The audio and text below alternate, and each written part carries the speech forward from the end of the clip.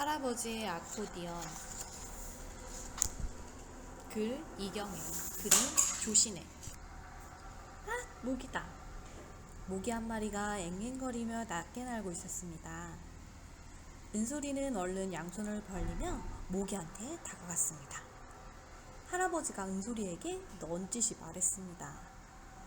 놔둬라. 가을 모기는 슬픈 모기라서 잡지 않는단다. 슬픈 모기? 모기가 왜 슬퍼? 모기는 여름 벌레라 가을이 되면 힘이 다 빠지지. 곧 죽을 목숨이니 얼마나 슬프냐. 할아버지 말을 들은 걸까요? 모기가 몇 바퀴를 빙빙 돌더니 그만 툭 떨어졌습니다. 할아버지는 바닥에 떨어진 모기를 보며 말했습니다. 그놈 참 복이 많구나. 아깐 슬픈 모기라더니 이젠 왜 복이 많다고 해. 생각해봐라. 저 조그만 벌레가 다른 동물한테 잡아먹히지도 않고 사람 손에 맞아 죽지도 않고 살 만큼 살다가 꽃이 지듯이 툭 떨어져 죽었으니 그보다 더 복 많은 놈이 어디 있겠니? 죽었는데 뭐가 복이 많아? 안 죽고 계속 살아야 복이 많지. 죽지 않고 계속 살면 그게 무슨 재미냐. 언젠가 죽으니까 사는 것도 재미난 거지. 할아버지는 그렇게 웃으며 허허 웃었습니다. 은솔이는 문득 두만이 생각이 났습니다. 두만이는 은솔이보다도 덩치가 크고 털이 하얀 개였습니다.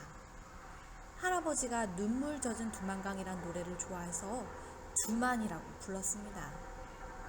할아버지는 두만이를 새끼 때부터 10년도 넘게 키웠습니다. 할아버지가 아코디언을 메고 경로당이나 공원에 갈 때면 두만이도 신이 나서 따라 나갔습니다. 할아버지가 아코디언을 연주하면 두만이는 두 발로 서서 껑충껑충 뛰며 춤을 추었습니다. 사람들은 그 모습을 보고 박수를 치며 큰 소리로 웃었습니다. 한국 더! 한국 더! 사람들이 졸으면 할아버지는 흐뭇한 표정으로 두만이를 바라보며 몇 곡이고 더 연주를 했습니다.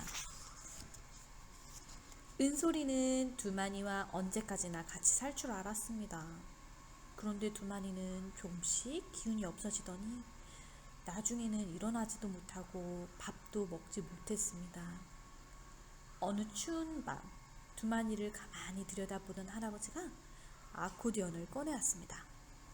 아코디언은 왜? 은솔이가 묻자 할아버지가 말했습니다. 이제 두만이랑 헤어질 때가 된 것 같구나. 저 녀석에게 잘 가라고 노래라도 한 곡 들려줘야겠다. 할아버지는 두만이 옆에 앉아 연주를 시작했습니다. 두만강 푸른 물에 노젓는 뱃사공.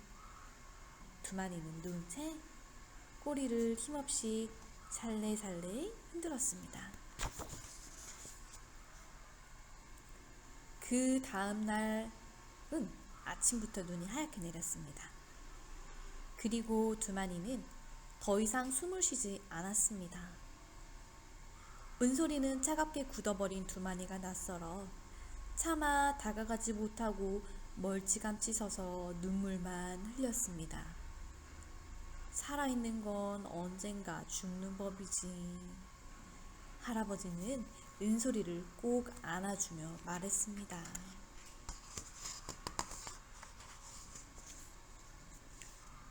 두만이가 죽은 뒤부터 할아버지는 영 기운이 없었습니다. 자주 자리에 누웠고 바깥 나들이도 하지 못했습니다. 할아버지는 낮부터 누워 있었습니다.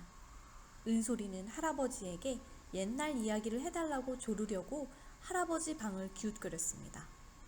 은솔이 마음을 알아챈 엄마가 은솔이를 불러 당부했습니다. 할아버지는 지금 몸이 많이 약해지셨어. 말씀을 많이 하는 것도 힘드시니까 이제 너 혼자 책 읽어. 책보다 할아버지가 들려주는 옛날 이야기가 훨씬 재미있단 말이야. 할아버지는 이야기를 참 재미나게 했습니다. 이야기에 호랑이가 나오면 호랑이 소리를, 천둥이 치면 천둥 소리를 아코디언으로 내기도 했습니다. 하지만 이제 할아버지의 옛날 이야기를 듣기 힘들 것 같습니다. 은솔이는 시무룩한 얼굴로 마당을 나왔습니다. 그리고 마당에 있는 작은 꽃밭에 물을 주었습니다. 꽃밭에는 채송화, 봉숭아, 나팔꽃, 맨드라미 등 할아버지와 함께 가꾼 꽃이 한가득 피어 있었습니다. 그 중에서도 나팔꽃은 은솔이가 심고 키운 은솔이의 꽃입니다. 봄에 할아버지는 은솔이한테 나팔꽃씨를 주며 말했습니다. 이놈이 크면 우리 은솔이가 노래를 부를 때 따따따 따따따 하고 반주를 해줄 거다. 은솔이는 신이 나서 꽃밭에 나팔꽃씨를 뿌렸습니다. 어서 자라라고 물도 자주 주었습니다. 나팔꽃은 할아버지가 메어준 끈을 칭칭 감아 올라가며 무럭무럭 자랐습니다. 여름이 되자 나팔같이 생긴 보랏빛 꽃들이 활짝 피었습니다. 은솔이가 노래를 하면 어디선가 따따따 따따따 하고 나팔 소리가 날 것 같았습니다. 은솔이는 꽃밭 옆에 쪼그리고 앉아 소꿉놀이를 했습니다. 벽돌가루를 빻고 꽃잎을 따서 김치를 담갔습니다. 인형을 수건에 싸서 등에 업고 재우기도 했습니다. 늘 하던 놀이인데도 할아버지가 없으니까 어쩐지 신이 나지 않았습니다. 은솔이와 소꿉놀이를 할 때면 할아버지는 아빠가 되기도 하고 교장 선생님이나 의사 선생님이 되기도 하고 원래대로 그냥 할아버지 역할을 하기도 했습니다. 은솔이는 혼자서 아빠도 하고 엄마도 해보았습니다. 하지만 금방 시들해져 그만두었습니다. 그때 방 안에서 할아버지의 목소리가 들려왔습니다. 은솔아, 이리 좀 와보렴. 은솔이는 얼른 방으로 달려갔습니다. 할아버지는 일어나 녹음기를 만지작거리고 있었습니다. 할아비가 아코디언 치는 게 점점 힘들어져서 말이야. 아코디언 연주를 녹음해두고 싶구나. 와, 그거 좋은 생각이다. 그럼 잘 때도 들을 수 있겠네. 그래, 그런데 이거 어떻게 하는 거냐? 내가 녹음해줄게. 할아버지는 아코디언 쳐봐. 할아버지는 다락에서 아코디언을 꺼내와 어깨에 메고 연주를 시작했습니다. 할아버지의 아코디언이 부채처럼 펼쳐졌다 접혔다 하면서 신나는 소리를 냈습니다.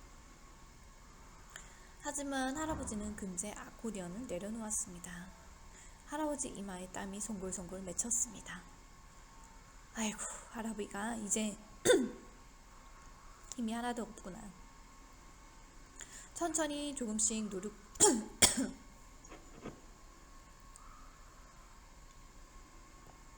녹음해야겠구나. 은솔이는 할아버지에게 녹음하는 법을 차근차근 알려주었습니다. 그거 생각보다 쉽구나. 할아비 혼자서도 할 수 있겠니? 할아버지가 활짝 웃으면서 말했습니다. 그 뒤로 할아버지는 날마다 아코디언 연주를 녹음했습니다. 녹음을 쉴 때면 할아버지는 더 바빴습니다. 어느 날은 옷을 다 꺼내서 몇 보따리로 나누어 먹더니 은솔이 엄마를 불러 말했습니다. 이 옷들은 아직 입을만 하니까 양로원에 보내고 남은 옷들은 나중에 태우준가 버리도록 해라. 또 어느 날은 사진을 다 꺼내어 은솔이와 함께 보기도 했습니다. 이게 할아버지야? 우와, 아빠랑 똑같네. 은솔이는 할아버지의 젊은 모습이 신기하기만 했습니다. 할아버지는 사진을 한 장 한 장 넘기며 젊었을 때 이야기를 해주었습니다. 아빠가 어렸을 때 있었던 일들도 많이 들려주었습니다.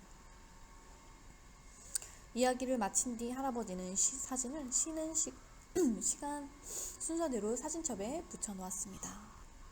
할아버지는 예전에 받은 편지들도 하나씩 꺼내어서 읽어보았습니다. 어떤 편지는 태우기도 했습니다. 그건 왜 태워?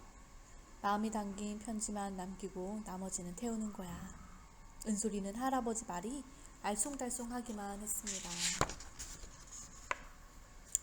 어느새 날이 서늘해지고 꽃밭의 꽃들이 시들었습니다. 보랏빛이 예쁜 나팔꽃도 더 이상 피지 않았습니다. 그 대신 꽃이 시든 자리에 까맣고 단단한 씨앗이 맺혀 있습니다. 할아버지, 나팔꽃씨 좀 줘봐. 은솔이가 할아버지에게 나팔꽃 씨앗을 내밀었습니다. 그러자 할아버지가 말했습니다. 나팔꽃이 우리 은솔이에게 선물을 주고